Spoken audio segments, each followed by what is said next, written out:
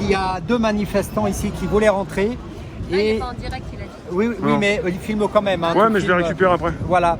Et donc du coup, là, ce n'est pas l'ordre de la préfecture, c'est l'ordre d'une autre hiérarchie qui refuse de faire entrer 2 manifestants. Ah bon? Or, c'est complètement illégal. Hein, ta référente, elle ne peut pas intervenir? Alors justement, elle est partie voir le commissaire parce que je lui dis c'est illégal. Si je fais rentrer une personne à 18h01, c'est illégal.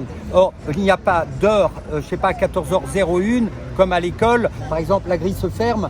Et non mais c'est ça, Fatih. Là, 14h01, les grilles sont fermées, on n'a plus le droit de rentrer en manifestation. Ouais. Non. À 17h59, une personne peut encore rentrer en manif. Ouais. Hein. Si elle veut s'exprimer 1 minute, elle a le droit. À 18h, notre devoir, encore une fois, si on veut rester dans les règles et le droit. C'est du jamais vu, ça. Ah ben là visiblement, cette dame ne peut pas rentrer en manifestation. On a encore 1h15 quand même. Hein. C'est là. Ils étaient 3-4 quand même. Oui. Attends, ils arrivent là, je crois qu'ils arrivent avec le commissaire en question. Oui, donc là je fais venir le commissaire parce que je dis juste que si tu peux juste enregistrer pour... voilà, tu restes tout près de moi parce que c'est quand même montré. Voilà. La pauvre dame qui veut rentrer une manifestante, hein, c'est un peu... Non mais c'est juste pas possible quoi, c'est illégal. C'est illégal.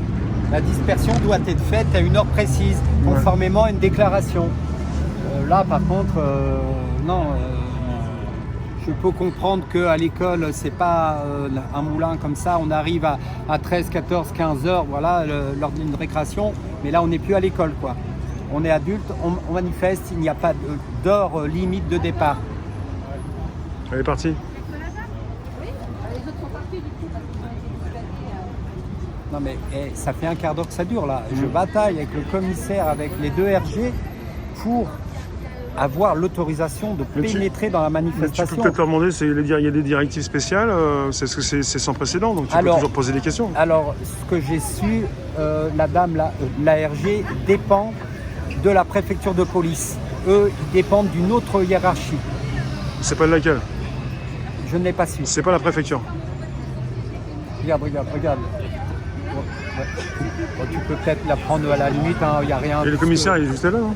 Oui. Mais il dit rien. Regarde. Et même la RG, la plus on va dire, la pauvre, elle est gênée quoi. Elle en est gênée, elle a fait son possible. C'est le monsieur Chauve qui et là j'ai eu de sources sûres, cette femme a appelé la préfecture. La préfecture est d'accord. L'autre hiérarchie a dit non.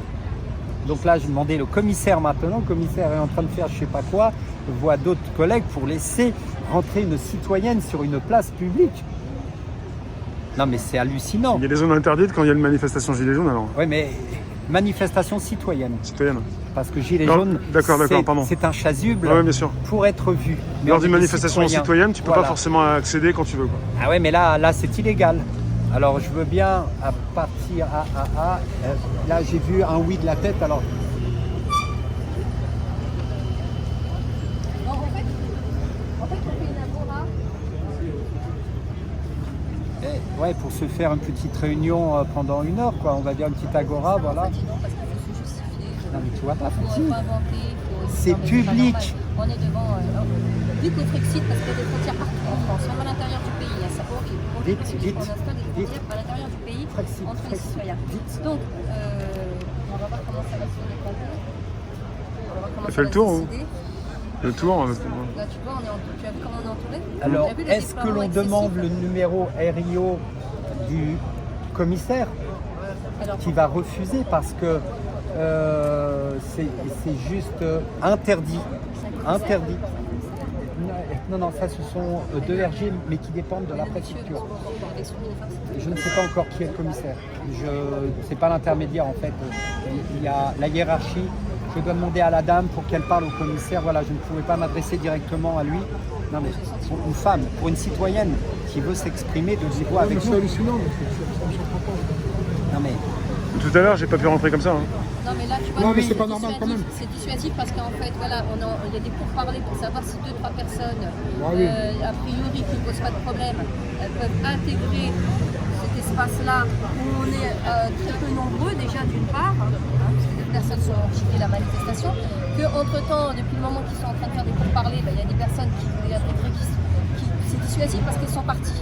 Ceux qui voulaient rester, voilà, ils ont été dissuadés. Donc tu vois, c'est encore une use de méthode dolosive pour dissuader les gens de rejoindre l'essentiel de la manifestation. C'est-à-dire, tu devais. On m'a dit oui, mais elles n'étaient pas présentes au début de la manifestation. On s'en fiche. Ah, mais ce n'est pas une cour d'école, hein. C'est pas bien sûr. Ces arguments fallacieux. Mais à chaque fois qu'il y a une manif Gilets jaunes ou d'autres, hein, citoyennes, les gens arrivent au fil du temps. Hein. Ah oui. Tout le monde n'est pas là au départ. Oui, mais regarde le déploiement excessif des forces de l'ordre, on est quadrillés de partout, le nombre de camions, même durant le parcours, on était très encadrés. Salut, à bientôt les amis. Salut, rentrez bien. Et on était très encadrés, contrairement aux autres manifestations. Parce que le parcours, il leur pose problème. Hein, tu vois, on est en train d'accréter. Voilà, on est visible ici, on est visible aussi. Voilà, on est en plein cœur du centre de Paris, on est à la place du Châtelet. En même temps, Paris est vide aussi. Il y a beaucoup de circulation. Oui, mais Paris est vide, mais il y a quand même de la circulation. Et sur le parcours était bien, puisqu'on était quand même dans la rue. Hein, on n'était pas concentré sur une voie et on pouvait interpeller les personnes qui étaient présentes. Et cette visibilité-là, elle est importante et elle leur pose problème.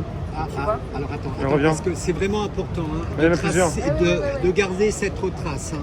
C'est illégal, sinon pas le droit de rentrer. Et encore une fois, j'insiste bien les amis, il n'est pas 18h, il est tout juste 17h. Ça y est, on a gagné quand même, on a réussi. T'as vu, en demandant au RG, le commissaire, machin, tu peux enfin rentrer. Toi aussi, salut camarade. C'est très gentil. En même temps, ce que je disais, c'est que ça faisait beaucoup d'investissement pour une. C'est même pas une.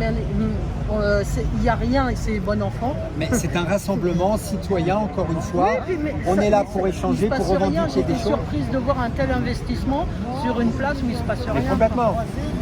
Ça fait plaisir. Là, en tout cas, je pensais, je l'ai dit en préambule, demander le RIO du commissaire parce que là c'était complètement illégal. Et c'est pour je pense qu'ils se sont renseignés. Oui, madame. Mais c'est bien d'avoir un retour intelligent de nous laisser rentrer, même si après la sortie. Oui, mais voilà. Pour moi, c'est tenu jusqu'à 18h. Elle vient de dire de nous laisser rentrer. On en est là. Bientôt, on va leur cirer les ponts parce qu'ils sont gentils, ils nous ont laissé rentrer alors que c'est un droit. On en est où?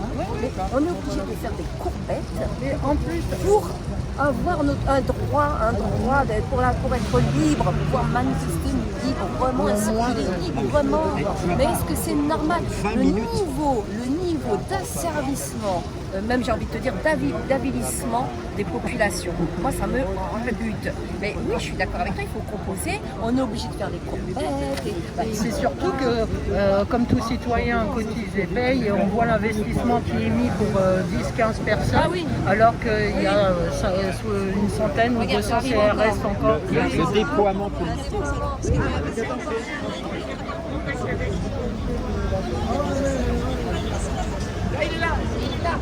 J'arrive. Je vais montrer combien de personnes ici. Ouais. Alors là, c'est la relève. Donc il y a 10 personnes qui s'en vont, 10 personnes de remplacer. Bon, donc ouais, comme disait Fatih, il faut bientôt se plier. Bon, moi franchement, là, je ne me suis absolument pas plié avec Fatih, mais on aurait dû plus se plier. Elle a été ferme, on a été ferme. Il fallait que ces gens rentrent, sinon la procédure aurait pu être faite. Parce que c'est illégal, de toute façon, tout est illégal.